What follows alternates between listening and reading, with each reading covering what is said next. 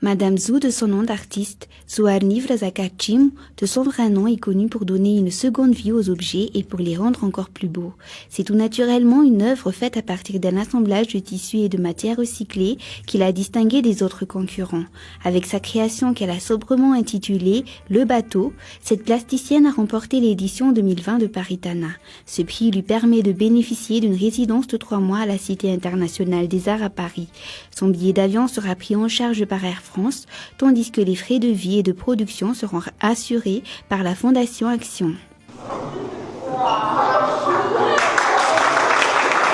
Ty zavatra naseho eto ty zany dia misy kofehy miaraka aminy dia misy ny film 16 mm couleur tisana miaraka taminy dia kofehy gris zany.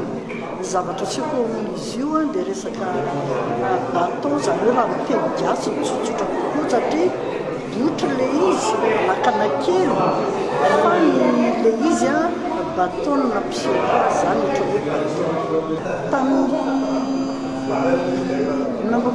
tanam-pany voalohany nahazo deuxième prix dia il y a 4 ans zany tsy fantatro 4 ans zany dia zao mba nahazo ny premier prix.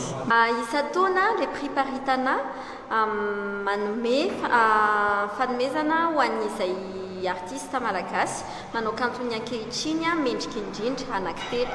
Izy io nisoratra anarana aloha zany le artiste tamin'ny farany volana Desembre 2024 izy zao nisoratra anarana dia misy anankifolo voasingana indray anjara amina fampirantiana anankiray tao amin'ny IFM dia vita io fampirantiana io dia miseho eo amin'ny jury izy.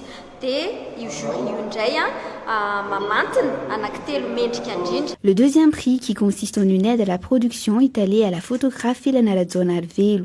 Un autre photographe, Yannick Tudznantenena Njianambunsu, a remporté la mention spéciale à la jeune création. Proposition de l'ensemble des artistes extrêmement riche. On a eu de la diversité, on a eu de la photo, du dessin, la peinture. La lauréate donc, qui nous a fait une proposition de tissage avec des matériaux recyclés. Donc on sent que la scène artistique malgache veut s'exprimer et qu'elle a beaucoup de propositions aujourd'hui à nous servir.